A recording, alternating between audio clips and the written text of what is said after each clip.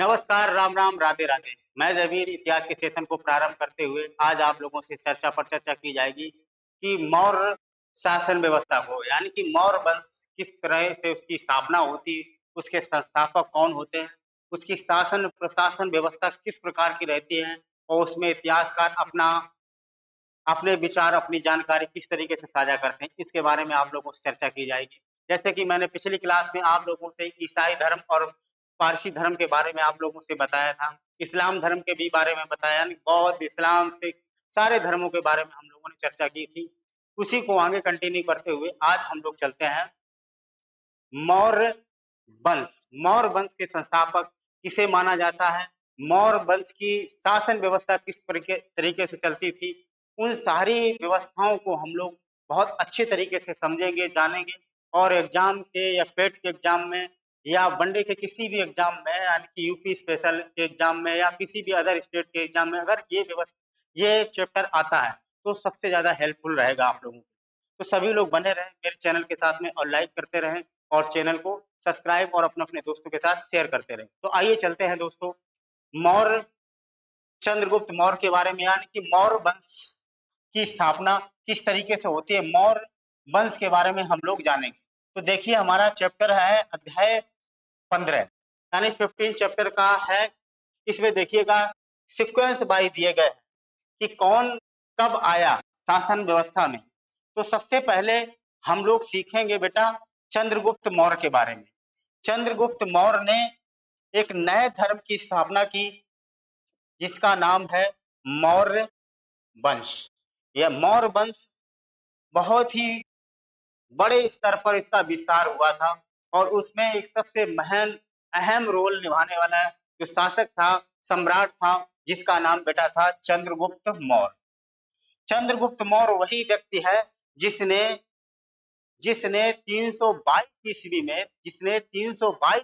में घनानंद को, नंद वंश का जो अंतिम शासक था जिसका नाम था घनानंद को पराजित करके एक नए साम्राज्य की, एक नए वंश की स्थापना करते हैं जिसका नाम है बेटा मौर्य वंश। मौर्य वंश की स्थापना 322 ईसा ईसा पूर्व 322 ईसा पूर्व में होती है और ये घनानंद को पराजित करके होती है। घनानंद के दरबार में एक इतिहासकार मान लीजिए या फिर एक बुद्धिजीवी मान लीजिए, एक शिक्षक मान लीजिए बेटा, तो वो जिसका नाम था कौटिल्य।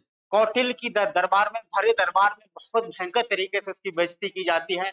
उस बेइज्जती का बदला लेने के लिए चंद्र यानी कौटिल्य यानी चाणक्य, जिसे विष्णुगुप्त, चाणक्य, कौटिल्य इन सभी नामों से जाना जाता है, उसने कसम खाई कि जिस दिन हम तुम्हारे साम्राज्य को नेस्तनाबूद कर देंगे उसके बाद ही हम अपनी बालों की चुटिया को खोलेंगे। उसने अपने बालों की चुटिया में गांठ लगा ली थी कि तभी खोलेंगे जब हम तुम्हें पूरी तरीके से नेस्तनाबूद कर देंगे। और घनानंद बड़ा मस्ती में अपने हंसता खेलता और कहता कि जा भगा देता बेइज्जती कर करके।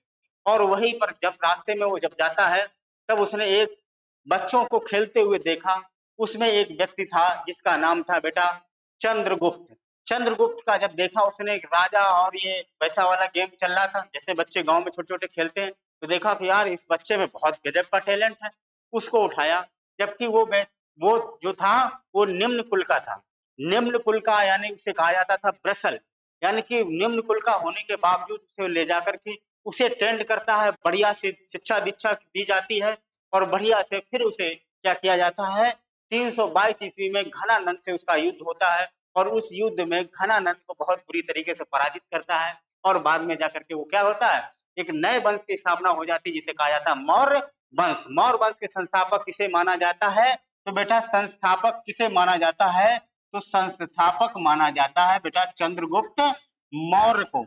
चंद्रगुप्त मौर्य को संस्थापक माना जाता है मौर्य वंश का। और ये कब तक इसकी जब मृत्यु होती है, ये मृत्यु उसकी होती है 298 में, 298 ईसा पूर्व, 298 ईसा पूर्व में इसकी मृत्यु होती है। ये मृत्यु यानी कि स्वयं अपनी मृत्यु को एक श्रवण बेलगोला में यानी संलेखना विधि यानी कि भूखा रह करके, उपवास रह करके ये अपने प्राणों को त्याग देता है तो ये संलेखना विधि के द्वारा इसकी क्या हो जाती है, मृत्यु हो जाती है। ठीक है, इसके बाद में इसका लड़का बैठेगा चंद्रगुप्त मौर्य का नाम बिंदुसार, बिंदुसार के बाद में आएगा अशोक, अशोक के बाद में आएगा बृहद्रथ। यानी कि मौर्य साम्राज्य में यानी मौर्य वंश में जो अंतिम शासक होगा वो बृहद्रथ होगा। अंतिम शासक कौन होगा, बृहद्रथ होगा। ठीक है, ये देखिएगा चंद्रगुप्त मौर्य, ये देखिएगा बिंदुसार जिसे अमित घात भी कहा जाता था, और ये कौन है, बृहद्रथ। तो ये इस तरीके से शासन व्यवस्था यानी कि मौर्य शासन जो है बहुत लंबे पीरियड तक चलता रहता। आइए हम लोग एक एक करके सभी शासकों के, सभी सम्राटों के बारे में हम लोग चर्चा करें। ठीक है, बताएंगे कि किस तरीके से मौर्य कालीन व्यवस्था किस तरीके से संचालित होती थी, इन सभी के बारे में हम लोग जानेंगे। तो आइए चलते हैं चंद्रगुप्त मौर्य के बारे में हम लोग जानते हैं। देखिएगा बहुत अच्छे तरीके से हम लोग सीखेंगे कि इसकी व्यवस्था किस तरीके से थी। सत्यम आवाज एक बार चेक कर ली। देखो चंद्रगुप्त मौर्य, चंद्रगुप्त मौर्य यानी कि मौर्य वंश का संस्थापक बेटा, संस्थापक एवं प्रथम सम्राट। यानी कि पूछा जाए कि चंद्रगुप्त मौर्य ने किस वंश की स्थापना की, तो मौर्य वंश की स्थापना की। ठीक है, तो मौर्य वंश का संस्थापक कौन था, तो चंद्रगुप्त मौर्य था। इसने ये स्थापना कब की, या कह लीजिए कि घनानंद को, नंद वंश का जो शासक था घनानंद को कब पराजित किया, तो 322 बीसी। कभी कभी ऑप्शन में दे देता है 322 एडी या 322 बीसी, तो आप किस पर आंसर करोगे, 322 बीसी। यानी कि ईसा मसीह के जन्म के पहले की बात है बेटा। ईसा मसीह के जन्म के पहले की बात को क्या बोला जाता है, बीसी, बिफोर ऑफ क्राइस्ट। और एडी यानी कि जन्म के बाद, यानी ईसा मसीह के जन्म के बाद।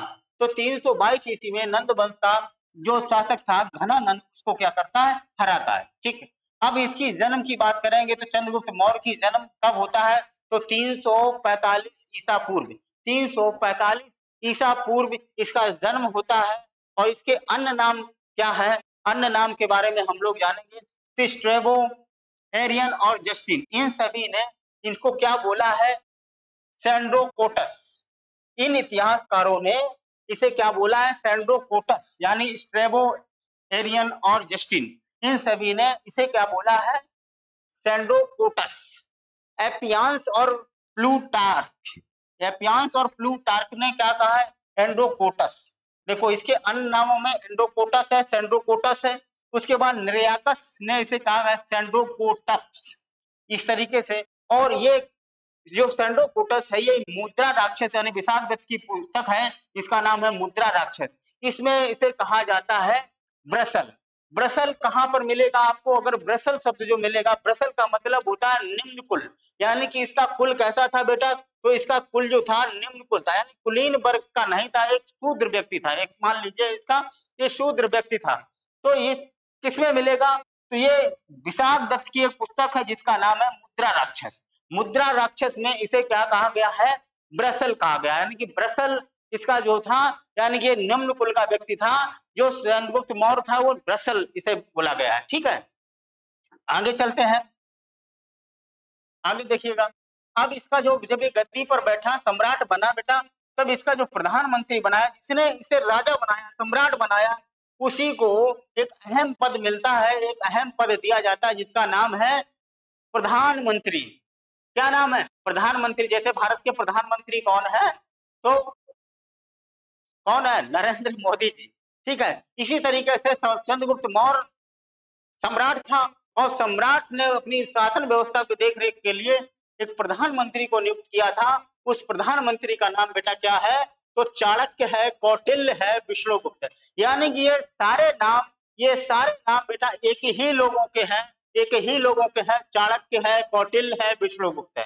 कभी कभी लोग एक दूसरे की उपमा देने लगते हैं कि बड़ा चाणक्य बना, बड़ा ही राजनीतिक बना। जो लोग बड़े राजनीतिक तो होते हैं, किस तरीके से दांव पेश करना है इस तरीके से, तो उसको क्या संज्ञा दे दी जाती, चाणक्य।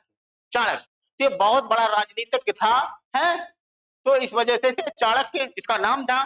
कौटिल्य भी से बोला जाता है और विष्णुगुप्त भी। इसकी जो पुस्तक है उस पुस्तक का नाम है अर्थशास्त्र। अर्थशास्त्र।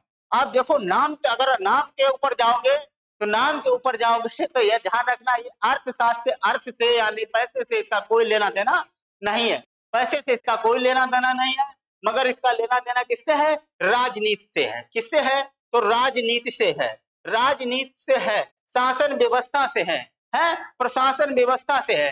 मगर इसका अर्थशास्त्र का पुस्तक का नाम जरूर अर्थशास्त्र है, मगर इसका संबंध धन से बिल्कुल नहीं है। ठीक है ना, धन के चक्कर में कह दियो इसका संबंध किससे है, तो कह दिया जाए धन से, धन से बिल्कुल राजनीति से है। ठीक है, अब देखिएगा कि इसका युद्ध किस तरीके से होते हैं। देखिए कार्य और युद्ध देखिएगा, तो एक युद्ध होता है 305 बीसी में। 305 बीसी में जब इसका युद्ध किससे होता है? Seleucus Nicator. और सेल्यूकस निकेटर कौन था बेटा? तो सेल्यूकस निकेटर जो था वो सिकंदर का सेनापति था। कौन था? सिकंदर का सेनापति था, सिकंदर का सेनापति था, सेनापति। तो सेनापति था और एक जल सेनापति था, उसका नाम था निर्याकस। निर्याकस था। जो सिकंदर जब यहाँ से जाने के बाद इसकी जब मृत्यु हो जाती है बेबीलोन में, तो कुछ प्रांत जो है, कुछ क्षेत्र जीत करके सेल्यूकस निकेटर को दे देता है। सेल्यूकस निकेटर को देते, जैसा कंधार हुआ, मकरान हुआ, काबुल हुआ है, तो ये हेरात हुआ, ये प्रांत जो है इसे दे देता है। जब युद्ध होता है 305 बीसी में, 305 बीसी में जब सेल्यूकस निकेटर का युद्ध होता है, तो इस युद्ध में सेल्यूकस निकेटर बहुत बुरी तरीके से पराजित हो जाता है। सेल्यूकस निकेटर बहुत बुरी तरीके से पराजित हो जाता है। जब पराजित होने के बाद में जब ये हार जाता है, तो सेल्यूकस निकेटर एक चाल क्या चलता है, क्या चाल चलता है कि सेल्यूकस निकेटर की एक पुत्री थी जिसका नाम था कार्नेलिया। कार्नेलिया, कार्नेलिया का विवाह किससे कर देता है? चंद्रगुप्त मौर्य से। बेटा चंद्रगुप्त मौर्य से इसका विवाह कर देता कौन? Seleucus Nicator. अब कौन हो गया? सेल्यूकस निकेटर कौन हो गया भैया? इसका ससुर हो गया। ठीक, अब वो उसका दामाद हो गया। ठीक, तो ससुर दामाद में क्या हो जाती है कि ऐसा करते हैं कि हम ससुर को, यानी कि दामाद ने ससुर को, या कह लीजिए कि चंद्रगुप्त मौर्य ने क्या किया? सेल्यूकस निकेटर को क्या दिया? मौर्य ने सेल्यूकस निकेटर को क्या दिया कि 500 हाथी दिए। कितने? 500 हाथी दिए। किलो तुम्हें भाई हाथियों की बहुत, क्योंकि मगध वाला क्षेत्र, उस वाले क्षेत्र में सोन नदी और गोदावरी नदी के बीच में जो ये क्षेत्र पड़ता है, वहां पर जंगल बहुत था और वहां पर हाथी बहुत मिलते थे। तो 500 हाथी किसने दिए? चंद्रगुप्त मौर्य ने सेल्यूकस निकेटर को दे दिए। और सेल्यूकस निकेटर ने क्या किया? चार प्रांत दहेज के रूप में भैया, तब भी दहेज चल रहा, देखो दहेज के रूप में किन्हें दे दिया? चंद्रगुप्त मौर्य को। यानी कि सेल्यूकस निकेटर ने चंद्रगुप्त मौर्य को दहेज के रूप में 4 प्रांत दे दिए। कौन कौन से दिए? याद रखना बेटा, याद रखना। क्या? काबुल दे दिया, कंधार दे दिया, हेरात दे दिया, मकरान दे दिया, ये दे दिए।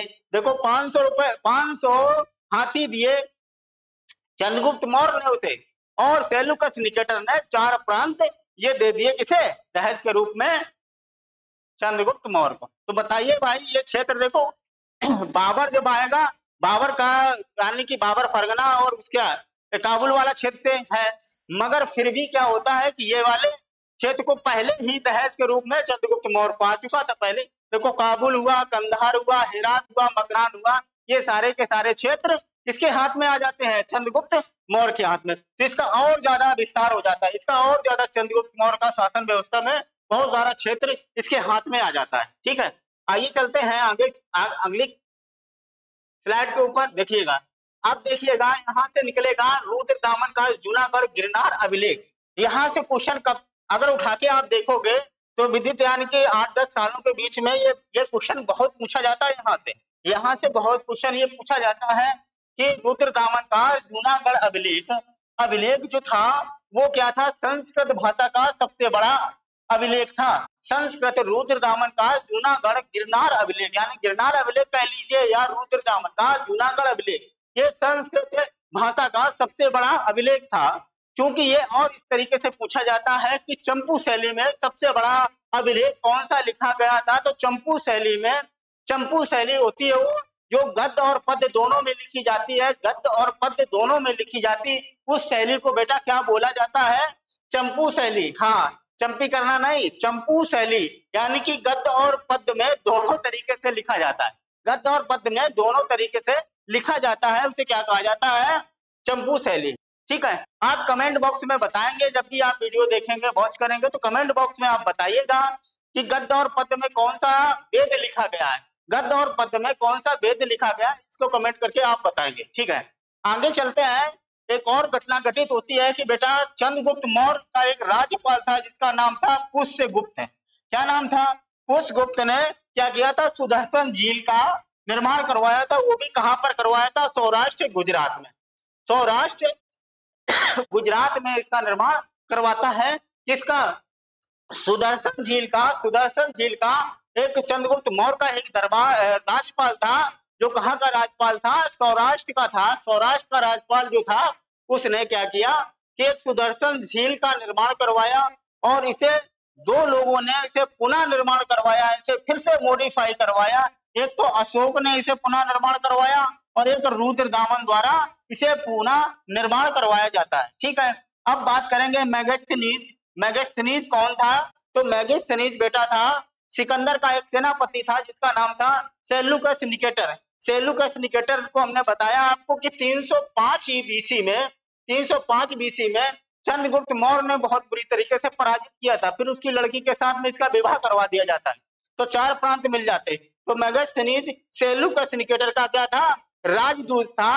सेल्यूकस निकेटर का राजदूत था जो किसके दरबार में जाता है? चंद्रगुप्त मौर्य के दरबार में जाता है। तो आइए कि इसने एक पुस्तक लिखी थी मेगास्थनीज ने।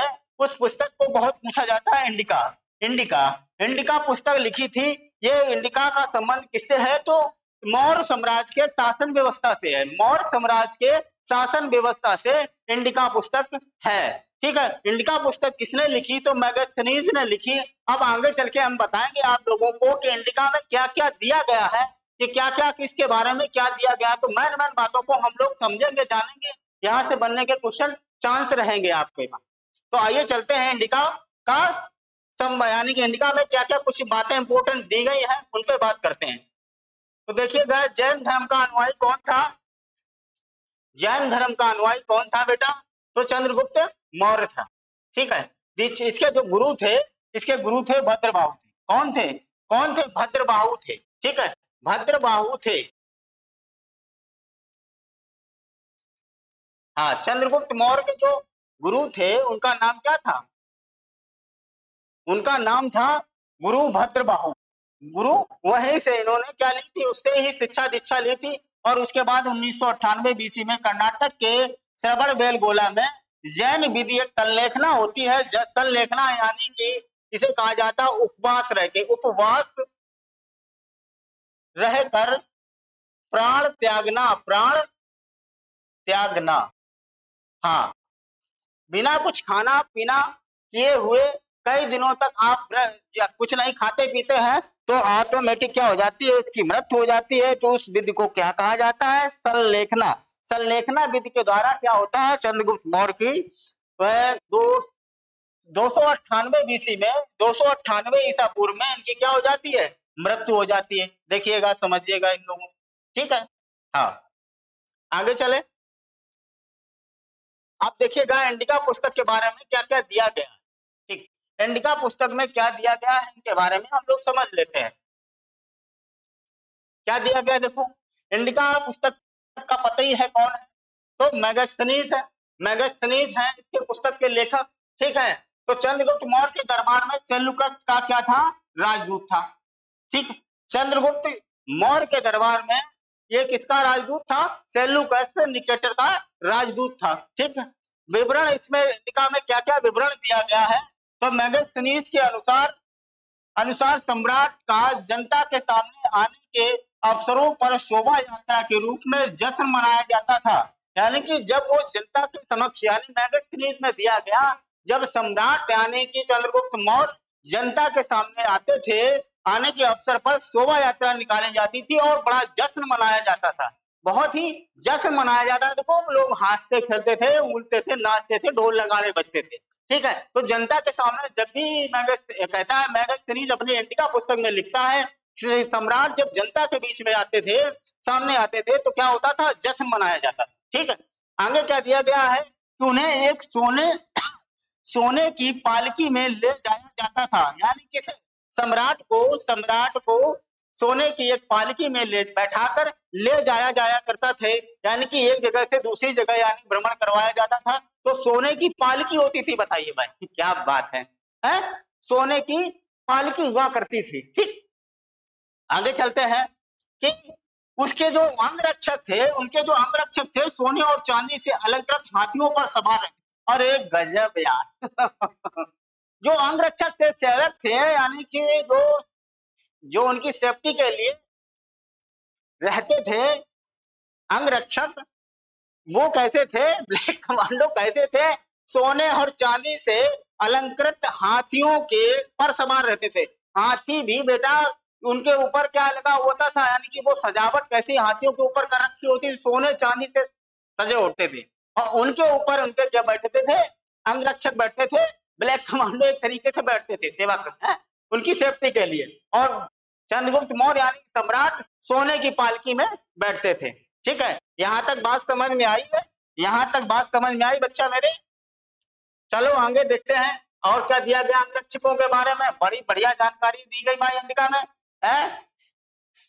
और क्या कहा गया है इंडिका में कि कुछ अंगरक्षक पेड़ों को लेकर के चलते थे, यानी कि कुछ अंगरक्षक क्या करते थे, पेड़ों को यानी कि पेड़ों की टहनियों को लेकर के साथ में चलते थे। और उसकी रीजन भी दिया गया, देखो क्यों ऐसा करके चलते थे। उसमें कुछ तोते होते थे, कुछ पक्षी होते थे, तोतों का झुंड होता था जो सम्राट के चारों ओर घूमते रहते थे, किसी भी संभावित खतरे को वो सूचित करते रहते, क्योंकि जानवर जो होता है, पेड़ पौधे यानी कि जानवर पशु पक्षी, ये किसी भी असंभावित घटनाओं यानी कोई भी विकराल घटनाओं के बारे में पहले इनको सूचना हो जाती है कि क्या घटने वाला है, इनको पहले आभास हो जाता है बेटा। ठीक है, तो यहाँ पर क्या दिया गया है कि इन पेड़ों पर प्रशिक्षित तोतों का यानी पैरों का झुंड रहता था, जो सम्राट के सिर के चारों ओर चक्कर लगाता रहता था। यानी कि देखिए क्या तोते भी कैसे होते थे, तोते भी कैसे होते थे, प्रशिक्षित होते थे, और वो तोते क्या करते थे, सम्राट के चारों ओर क्या करते थे, चक्कर लगाते रहते थे कि ऐसी कोई घटना न घटित हो, वो प्रशिक्षित होते थे, वो सब जानकारी कलेक्ट करते थे। ठीक है, तो ये सम्राट के चारों ओर घूमते रहते थे। और उसके बाद क्या है, राजा सामान्यतः हथियारबंद महिलाओं से घिरे रहते। ओ गजब गजब भैया, हाँ राजा जो था यानी कि सम्राट जो था वो हमेशा क्या करते थे कि हथियारबंद महिलाओं से घिरे रहते थे, उनके चारों तरफ हथियारबंद महिलाएं रहती थी। ये इंडिका में बेटा मैगस्थनीज ने लिखा है। आगे क्या दिया गया, उसके खाने से पहले खास नौकर उस खाने को चखते थे, फिर वो लगातार 2 रात एक ही कमरे में नहीं सोते थे। यानी कि कहा जाता है कि खाना खाने से पहले हम लोगों के यानी कि कोई पुलिस केस हो जाता है, कोई भी व्यक्ति घर का अगर पकड़ जाता है, खाने में जाता है, तो खाना जब जाता है उस कैदी के लिए तो पहले खुद खाना पड़ता है बेटा, ध्यान रखना, तभी वो पुलिस वाले कैदी को खाने देते हैं। ऐसा तो नहीं कुछ जहर वहर मिला करके लेकर आ गया और खाए और वो मर जाए और फंसे फिरे वो लोग। ठीक है, तो ऐसा नहीं, तो भी वो क्या करते थे, खाना खाने से पहले वो क्या करते थे कि पहले अपने खास नौकर को खाना खिलाया जाता था, फिर देखा जाता था ऐसा तो कुछ नहीं मिला है, तो खाने में जहर वगैरह ना मिला हो, जिससे खाने के बाद और सीधा ऊपर चला जाए। ठीक है, हाँ इस वजह से वो पहले से ही ये देखते रहते। देखो कितनी व्यवस्थाएं थी है सोचने के लिए। देखो अंटिका में ऐसी सारी चीजें दी गई हैं, तो मैगस्थनीज ने उसे कोट किया है, लिखा है सारी चीजें, तो कि नौकरों को पहले चखाते थे, उसके बाद में ये खाना सम्राट को मिलता था खाने के लिए। ठीक, वे लगातार 2 रात एक ही कमरे में नहीं सोते थे। वो जो लोग होते थे खाना बनाने वाले नौकर होते थे, वो लगातार 2 रातें एक ही कमरे में नहीं रहते थे, जहाँ साठ गांठ कर ले भैया ये लोग आपस में। हाँ फिर सम्राट को ऊपर पहुंचाने के लिए व्यवस्था करते, ज्यादा दिनों तक साथ में रहेंगे तो उनकी फ्रेंडशिप हो जाएगी भैया, खत्म हो जाएगा काम। इस वजह से कहा 2 ही दिन तक हम साथ में रखेंगे, 2 दिन के बाद में 2 रातों के बाद तक अलग चलाओ, अलग अलग रहो, दूसरा कोई आएगा। ठीक है, एक कमरे में नहीं रख सकते थे। उसके बाद दिया गया है पाटलिपुत्र यानी चंद्रगुप्त मौर्य ने बेटा अपनी राजधानी कहाँ बनाई थी, पाटलिपुत्र यानी पटना। पाटलिपुत्र एक विशाल प्राचीर से घिरा है, जिसमें 570 बुर्ज हैं। कितने हैं, 570 बुर्ज हैं, 570 बुर्ज हैं और 64 द्वार है। बताइए पूरा जो पटना है यानी पाटलिपुत्र है वो पूरी तरीके से कैसा है, प्राचीर दीवारों से यानी कि विशाल दीवार से चारों तरफ से घिरा हुआ है। उसमें किले कितने हैं? 570 बुर्ज हैं, उसके बाद 64 किले भी है, यानी कि 64 द्वार है। इस तरीके से पूरा वो क्षेत्र कवर था, पूरा तरीके से कवर्ड कर रखा था। ठीक है, आगे देखिएगा कि 2 और 3 मंजिल वाले घर लकड़ी के और कच्ची ईंटों के बने होते थे। यानी कि अगर 2 मंजिल और 3 मंजिल का मकान अगर है किसी का, तो लकड़ी का बना होगा या फिर लकड़ी कच्ची ईंटों का बना होता था। ठीक है, ये चीज भी इंडिका में ही कोटेड की गई है। ठीक, आगे दिया गया है राजा का महल भी काठ का बना होता था, यानी लकड़ी का बना होता, जिसे पत्थर की नक्काशी से अलंकृत किया गया। यानी कि पत्थर से राजा का जो महल है वो भी काठ का बना होता था, बना है, जिसे पत्थर की नक्काशी से अलंकृत किया गया, सजावट की गई है। ठीक है, आगे दिया गया है चारों तरफ से उद्यानों और चिड़ियाओं के लिए बने बसेरों से घिरा है। यानी कि इसके चारों तरफ क्या है? यानी कि उद्यान है, छोटे छोटे बगीचे हैं और उसमें चिड़ियों के बसेरे हैं, घर। चिड़ियों से इसका मतलब है कि चिड़ियों से यानी पशु पक्षियों से ज्यादा लगाव रखता होगा, यही इसी वजह से ये सारी व्यवस्थाएं कर रखी होंगी चंद्रगुप्त मौर्य ने। ठीक है, ये तो सारी चीजें थी आप लोगों के बीच में चंद्रगुप्त मौर्य के बारे में। यानी कि चंद्रगुप्त मौर्य 322 ईस्वी से लेकर के 298 ईस्वी तक ये गद्दी पर बैठता है। यानी 322 में चंद्रगुप्त मौर्य किसे हराता है? 322 में घनानंद को हरा करके गद्दी पर बैठेगा। उसके बाद में 298 में, यानी 298 बीसी में इसकी क्या हो जाती? संलेखना विधि के द्वारा इसकी मृत्यु हो जाती है। ठीक है, अब इसके बाद में गद्दी पर कौन बैठेगा? तो इसके बाद में गद्दी पर जो बैठेगा उसका नाम है बेटा बिंदुसार। बिंबिसार नहीं, बिंदुसार। बिंदुसार गद्दी पर बैठेगा। बिंदुसार किस तरीके से गद्दी पर प्रशासन संभालेगा, इसके बारे में हम लोग और चर्चा कर लेते हैं। जैसा कि आप लोगों को पता होगा कि बिंदुसार जो था चंद्रगुप्त मौर्य का लड़का था। ठीक है, तो 298 ईस्वी में, यानी कि 298 बीसी में ये गद्दी पर बैठेगा। चंद्रगुप्त मौर्य का क्या था? पुत्र था। ठीक है, इसके अन्य नाम, इसे कई नामों से जाना जाता है। जिस तरीके से चंद्रगुप्त मौर्य को बहुत सारे नामों से जाना गया, इसी तरीके से बिंदुसार को भी बहुत सारे नामों से जाना गया। तो जैसा का दिया गया है कि अमित घात। अमित घात का मतलब होता है कि शत्रु विनाशक। शत्रु विनाशक, अमित घात का मतलब होता है शत्रु विनाशक। इसे क्या कहा गया है? शत्रु विनाशक। ठीक है, और इसे भद्रसार किसमें कहा गया? वायु पुराण में। भद्रसार किसमें कहा गया? तो वायु पुराण में इसे भद्रसार कहा गया। और सिंहसेन किसे कहा गया बेटा? तो जैन धर्म में इसे क्या कहा गया? सिंहसेन इसे कहा गया जैन धर्म में। और इसी में क्या कहा गया कि एक व्यक्ति था, ये तिब्बती लेखक था।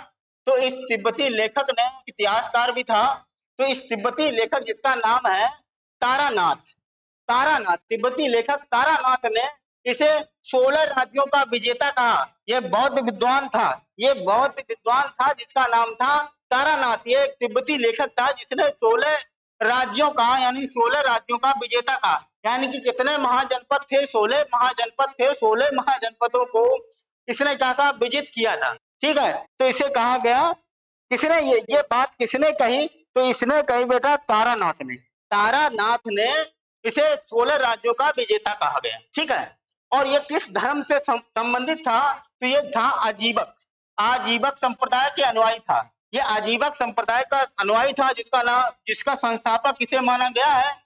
मखलीपुत्र गोसाल। ये इसके क्या थे? आजीवक संप्रदाय के अनुयायी थे। और आजीवक संप्रदाय किसने चलाया था? या संस्थापक था मखलीपुत्र गोसाल थे। ठीक है, सीरियन नरेश एंटियोकस और डाइमेकस को भेजा था। बिंदुसार ने मदिरा और अंजीर दार्शनिक भेजने की प्रार्थना की थी। यानी कि इसके संबंध विदेशों में भी थे। सीरियन नरेश एंटियोकस और डाइमेकस को भेजा था। किसने? बिंदुसार ने। यानी कहा था भाई मदिरा और अंजीर और दार्शनिक भेजने की प्रार्थना की थी कि आप इन लोगों को भेजिए मेरे पास में। ठीक है, आइए आगे चलते हैं, फिर देखिएगा क्या दिया।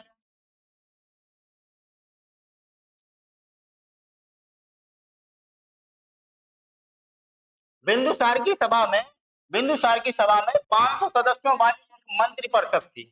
यानी कि मंत्री परिषदों की संख्या कितनी थी? जैसे यहाँ कमेंट बॉक्स में बताओगे कि विधानसभा अपने उत्तर प्रदेश की विधानसभा में कुल कितनी सीटें हैं, तो इसी तरीके से बिंदुसार की सभा में मंत्री परिषद में कितने लोग थे? 500 सदस्य वाली एक मंत्री परिषद थी, जिसका प्रधान क्या था? खल्लाटक। प्रधान कौन था? खल्लाटक, ये था।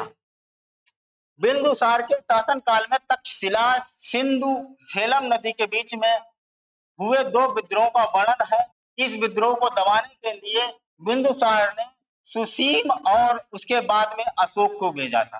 पहले किसे भेजा था? यानी कि तक्षशिला जो पड़ता है पाकिस्तान में है, यानी उस क्षेत्र में वो कहां पर है? सिंधु और झेलम नदी के बीच में है। विद्रोह हो जाता, 2 विद्रोह होते हैं। दोनों विद्रोह को दबाने के लिए, पहले विद्रोह को दबाने के लिए सुसीम को भेजता है, समझे। उसके बाद में वैद भी था, उसके बाद में एक अपना पुत्र भेजता है जिसका नाम है अशोक को भेजता है। यानी कि इन दोनों विद्रोह, पहले विद्रोह को सुसीम को दबाने के लिए भेजता है, दूसरे को जब दूसरा विद्रोह होता है तक्षशिला में तो अशोक को भेजता है। ठीक है, ये सारी इसकी जानकारियां बिंदुसार की थी। आइए चलते हैं। हाँ, अब अशोक के बारे में देखिएगा। आज की क्लास हम लोग यहीं तक रखते हैं, ठीक है। इसके बारे में अशोक सम्राट अशोक के बारे में हम लोग इसके बारे में अगली क्लास में पढ़ेंगे। तब तक के लिए आप लोग हमारे चैनल पर बने रहें और लाइक करें, कमेंट करें, अपने अपने दोस्तों के साथ में शेयर करें। अगर यदि आप हमारे ऑफलाइन बैच को ज्वाइन करना चाहते हैं तो तत्काल आप दिए गए कॉन्टेक्ट नंबर पर आप संपर्क, ये स्क्रीन पर चल रहे कॉन्टेक्ट नंबर पर आप संपर्क करें। और हमारा यूपीएसआई, पुलिस और लेखपाल, इन सारे बैच जो वनडे एग्जाम के बैच हैं, वो सारे लोग ऑफलाइन अच्छे अनुभवी टीचरों के साथ में चलाए जा रहे हैं। यदि आप लोग ज्वाइन करना चाहते हो तो जरूर आप एक बार डेमो लेकर के देख सकते हैं ये बैच। संपर्क कर सकते हैं ऑफिस के नंबर पर, कार्यालय के नंबर पर आप संपर्क कर सकते हो, जिससे आपकी संपूर्ण जानकारी आपको प्रोवाइड करा दी जाएगी। तो बने रहिए मेरे चैनल पर और लाइक करें, कमेंट करें और अपने अपने दोस्तों के साथ शेयर करें। थैंक यू, धन्यवाद, राधे राधे।